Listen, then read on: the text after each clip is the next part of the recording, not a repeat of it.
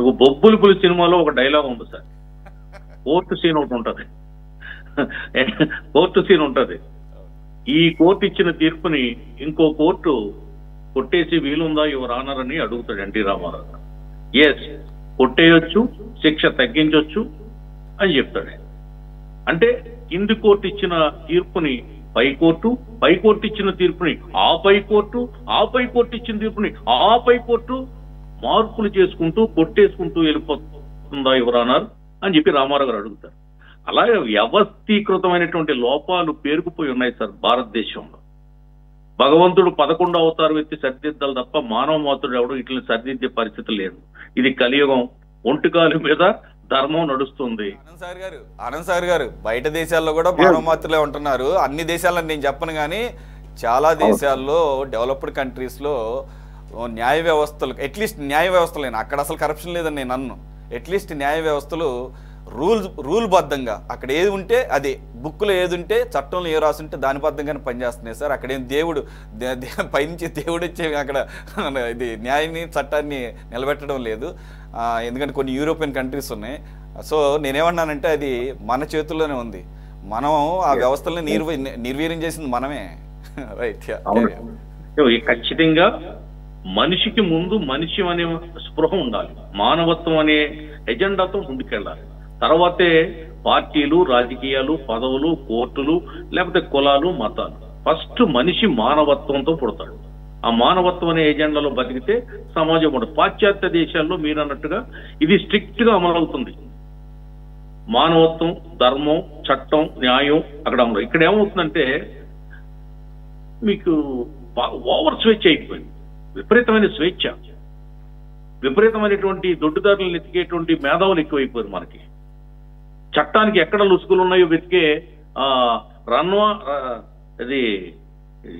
రంధ్రాన్వేషణ చేసే రాజకీయ నిపుణులు, న్యాయ కోవిదులు, రాజ్యాంగ నిపుణులు ఎక్కువైపోయారు.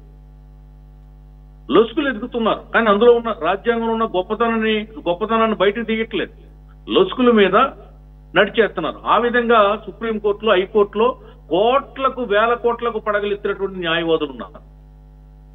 గంటకి, నిమిషానికి లక్షల్లో ఫీజులు తీసుకునే న్యాయవాదులు ఉన్నారు. వాళ్ళు ఎందుకంత కాస్ట్లీ న్యాయవాదులు అయ్యారు? ఇటువంటి గాలి జనార్దన్ రెడ్డి ఇలాంటి గాలి దోపిడీ గాళ్ళని రక్షించుతున్నారు కాబట్టే, వాళ్ళకి శిక్షలు పడకుండా అడ్డుకుంటున్నారు కాబట్టే, రక్షణ కవచంగా నిలుస్తున్నారు కాబట్టే వాళ్ళకి ఆ కోట్లు వస్తున్నాయి. వ్యాపారం, న్యాయవాది వృత్తి వ్యాపారంగా మారిపోయింది న్యాయవాది వృత్తి. న్యాయవాదిగా ఉంటే ఈ కోర్టులు ఎలాగెందుకు ఉంటాయి సార్? జడ్జిలు ఇటువంటి జడ్జిమెంట్లు ఎందుకు వస్తాయి? అవాక్ అయిపోయాం ఈ జడ్జిమెంట్ చూసి. 10 రోజులు కాలేదు ఈ కేసు కొట్టేశారంటే ఎవరికి చెప్పుకోవాలి? అంటే ఆనంద్ సాగర్ గారు ఇక్కడ ఆశ్చర్యకరం ఏంటంటే, బెయిల్ అనగానే వెంటనే గతంలో ఈయన ఇదే బెయిల్ గురించి కదా ఒక జడ్జితో పాటు దొరికిపోయాడు, ఆ జడ్జి జీవితం నాశనం అయిపోయింది, పబ్లిక్ దాన్ని ఏమంటారు రెడీ హ్యాండెడ్ గా దొరికిపోయాడు. అటువంటి విషయంలో ఇది ఎవరు ఎక్స్పెక్ట్? నాగమృత్యుంజయ శర్మ ఏదో ఉన్నారు, ఆయన పేరు పాపం, ఆయన ఆత్మహత్య చేసుకున్నాడు ఇందులో ఇరుక్కుని. నాగమారుతి శర్మ అనుకుంటా, నాగమారుతి శర్మ చనిపోయాడు. అలాగా ఇతని కోసం ఊళ్ళు ఖాళీ చేయించారు. దేవతల గ్రామ దేవత అక్కడ ఉన్నటువంటి సుంకులమ్మ దేవాలయాన్ని ఎత్తిపారేశారు.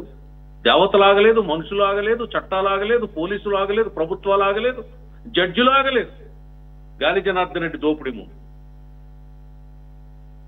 అటువంటి దోపిడీదారులను కూడా ఇవాళ మనం శిక్షించలేని దుస్థితిలో మన చట్టం ఉందంటే, కోర్టులు ఉన్నాయంటే వాళ్ళకు కూడా వెసులుబాటు సహజ న్యాయ సూత్రాల పేరుతో, లేకపోతే విచారణ సమయంలోనే శిక్ష అనుభవించాడనే టెక్నికల్ పాయింట్తో, నేను అడ్వకేట్, ఇటువంటి విషయాలను బయటికి తీసి అతనికి రిలీఫ్ కల్పిస్తున్నారంటే, రెమెడీ ఇస్తున్నారంటే ఏంటి సార్?